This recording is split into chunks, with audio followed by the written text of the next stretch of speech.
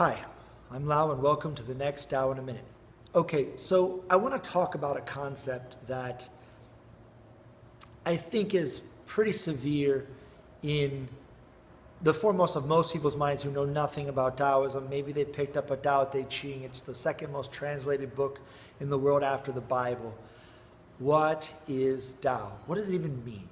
Obviously the character you can read anywhere, it means the way. The way of what?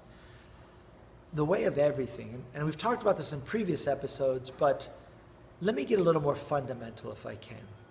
What does a Taoist care about?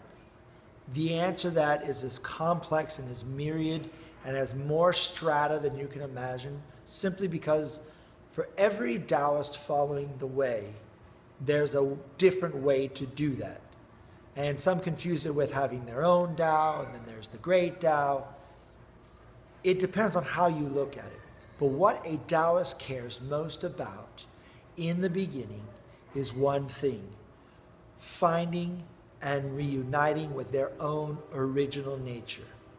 Original nature is everything. When you're born into this world, and as a newborn, you have what's called your true nature. That nature is identical to the nature of the Tao. But then as we become a child and we learn things like spider, and we learn things like ladder, and we learn things like grass, and self and other becomes differentiated, then we come into our original nature, which is the nature of who you are in this incarnation, in this lifetime. And then we go through the teen angst years, and oh my goodness, Johnny Rottencrotch won't talk to me anymore. And so we break up our original nature and we start to make our identity. And our identity is how we come to get our connection, and we start to be important, and how we get our security, and how we get all the different lessons in various ways, and how we grow. And we make that's called our identity. And that identity is removed from our original nature because we're afraid that if we live who we are and people see us for who we are, we won't be loved. And we have all the anecdotal evidence to say that, but it's not true. So the first step is not going right back to your original nature. It's becoming what's called a whole person. So all those things you say, that can't be me, no way. Or people say, oh my God, this is the most amazing thing in the world. That's me. It's all you. Every bit of it's you. And that which you get rid of, you're going to project onto other people and say, that's a terrible person. That's you. And the things you say when you're feeling small and insignificant, you're saying, oh no, I wish I could be like that person. That's you too. It's all you.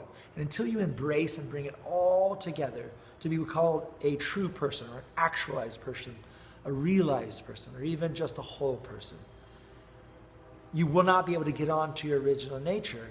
And your original nature is why you were born to be here. Birds fly, that's their nature. Penguins don't. That's their nature. A penguin is not ostracized by the other birds and made fun of because they don't have a mind. It is your mind which carves your block and makes you the half person you are. Losing your mind and coming to your senses, helping you become a whole person, and then figuring out what to do with that. My distance education, my in-person classes, all my workshops are about helping people to become whole people. You already are everything you need. It's not changing the world, it's changing yourself, and changing it so that you can accept and come to understand who you are, that that's okay, and then what amazing things you could do with it. Okay, that's enough for this time. Next time we'll talk more about original nature, and we'll go a little bit into some different concepts and areas of that, okay? Until then, we'll see you next time on Tao in a Minute.